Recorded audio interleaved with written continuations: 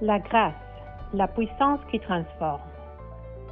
Un livre audio du Dr. James B. Richards.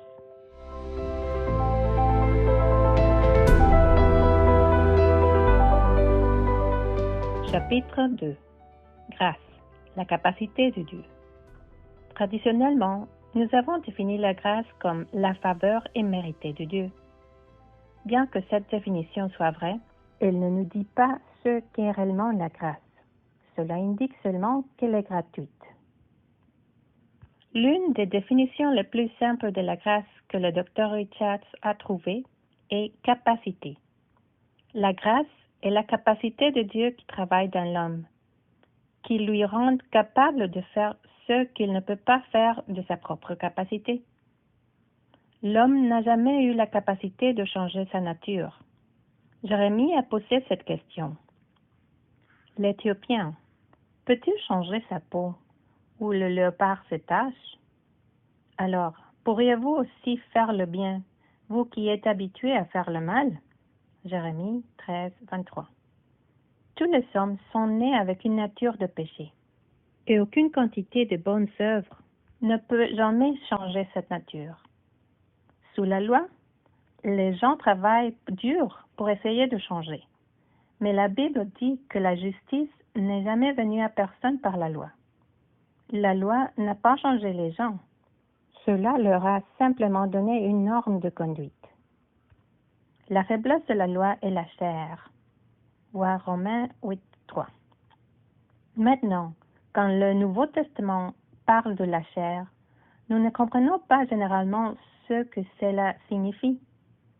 Nous pensons que la chair, c'est simplement le désir du corps. Bien qu'il y ait des passages où la Bible se réfère à la chair comme des désirs humains, cela arrive très rarement, en particulier dans les écrits de Paul. La chair se réfère à la capacité de l'homme. Nous sommes dans la chair lorsque nous essayons de changer, de performer ou de devenir ce que nous devrions être par nos propres forces et efforts. C'est pourquoi la loi n'a pas fonctionné. Cela dépendait de la capacité de l'homme, la chair. Puisque l'homme ne pouvait jamais accomplir ou obéir à la loi dans sa propre capacité, ou la chair, la loi n'était guère plus qu'une source de conscience du péché. La loi exigeait la perfection, mais ne donnait aucun moyen par lequel nos natures pouvaient être changées. La loi n'a pas donné la capacité. Jésus a apporté la capacité. Jésus est venu pour nous donner une nouvelle vie. Cette nouvelle vie est plus qu'un billet pour le ciel.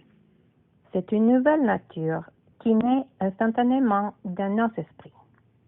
Selon Hébreux 7, 19, 10, 14 et 12, 23, à la nouvelle naissance, l'homme spirituel est rendu parfait. Cela serait suffisant si nous ne vivions pas dans un corps et n'avions pas d'âme. Nous avons les deux, cependant, et Dieu n'a pas l'intention que nous soyons sauvés intérieurement, mais que nous restions les mêmes extérieurement. Il ne s'attend pas non plus à ce que nous changions par notre propre puissance. Il a fait un chemin dans le Seigneur Jésus pour que chaque personne soit transformée. Ce qui est parfait à l'intérieur peut changer l'extérieur. Jean a dit, « Au commencement était la parole, et la parole était avec Dieu, et la parole était Dieu. Et la parole a été faite chair et a habité parmi nous.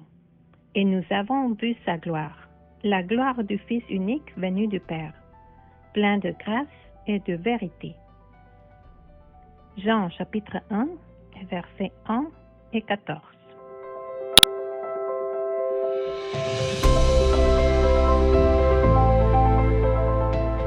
Jésus était imprégné d'eux, couvert de chaque partie et abondant en grâce, la capacité de Dieu, et en vérité. Jésus ne pouvait marcher dans la vérité de Dieu en tant qu'homme qu'en recevant la capacité ou la grâce de Dieu. Tout ce que Jésus a fait, il l'a fait comme un homme plein de grâce. Il nous a donné l'exemple parfait de la façon dont un homme peut vivre au-dessus du péché. Il a fait par la grâce ou la capacité de Dieu qui a travaillé en lui. Vous pouvez dire, grand, c'était Jésus. Et moi, comment cela m'aidera-t-il? Jean 1,16 continue en disant, et de sa plénitude, nous avons tout ce que nous avons reçu, et la grâce pour la grâce, ou la capacité de Dieu à l'œuvre en nous, qui agissait en Jésus. C'est cette grâce qui fait de la vie de la nouvelle alliance une possibilité. En dehors de la grâce, ou la capacité de Dieu, nous lutterions toujours par nos propres forces. Nous ne serions pas en meilleures conditions que les croyants de l'ancienne alliance. L'homme avait la vérité avant la venue de Jésus, car la loi a été donnée par Moïse. Voir Jean 1, 17. La loi était la vérité. L'homme a essayé de vivre selon cette vérité, mais il a échoué à cause de sa chair, en comptant sur sa propre capacité. La chair n'a pas la puissance d'obéir à Dieu. La chair ne veut satisfaire que ses propres désirs. Mais la grâce et la vérité sont venues par Jésus. Jésus n'a pas apporté la vérité seule. La vérité seule aurait simplement été une autre loi à laquelle l'homme ne pourrait pas obéir.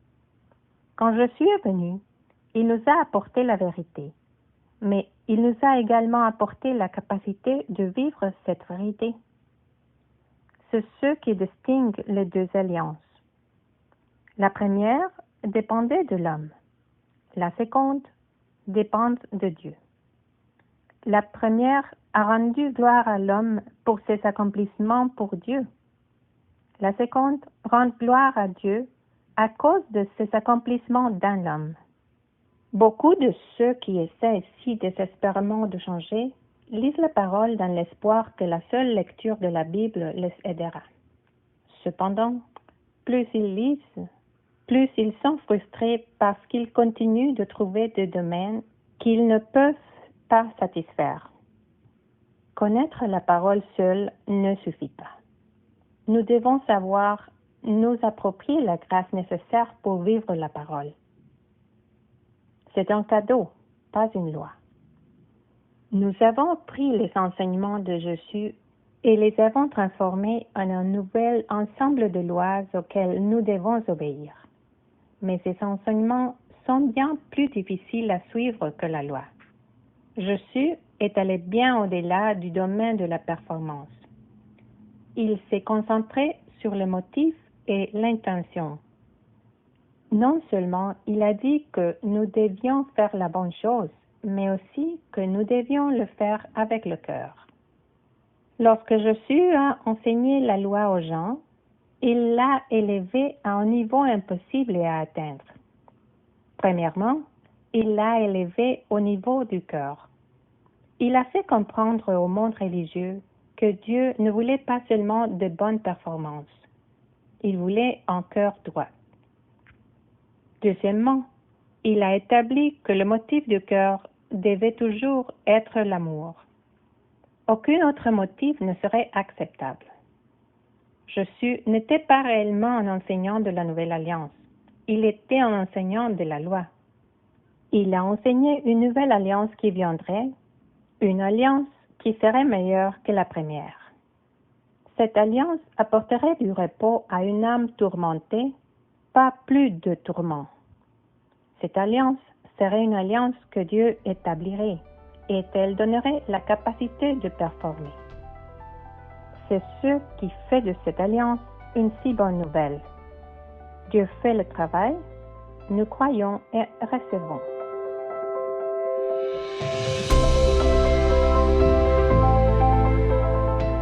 Quand Jésus a parlé de la difficulté d'entrer dans le royaume de Dieu, il ne parlait pas de la difficulté qu'il y aurait à être sauvé ou à entrer au ciel.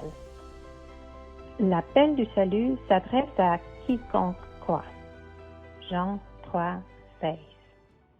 L'appel du salut dit que si vous êtes fatigué et chargé, venez et il vous donnera du repos.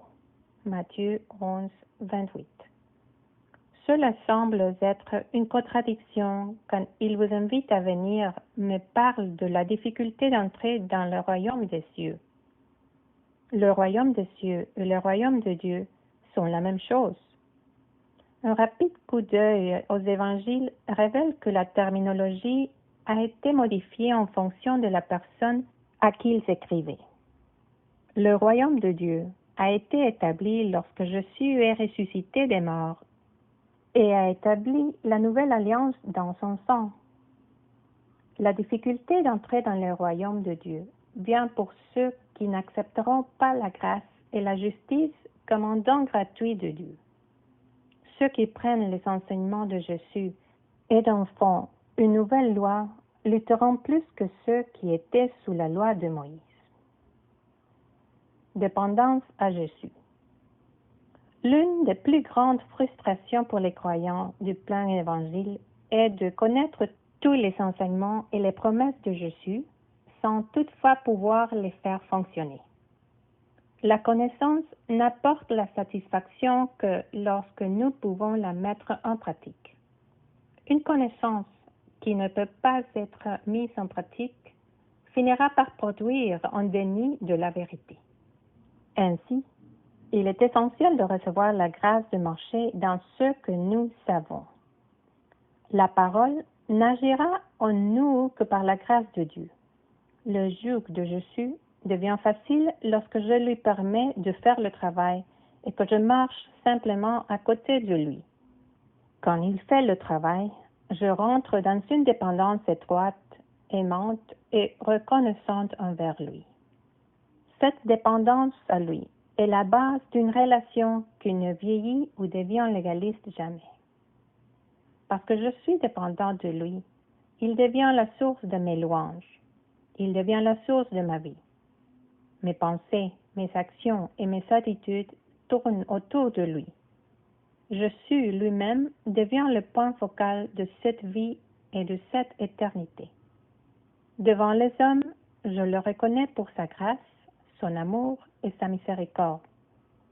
Devant Dieu, il devient ma source de confiance, de paix, de joie et de louange. En dehors de la grâce du Seigneur Jésus, je ne pourrai jamais entrer dans la relation personnelle passionnante que la Bible appelle. Cependant, dans la plénitude de sa grâce, il devient mon tout en tout. Par conséquent, je recevrai la capacité de Dieu.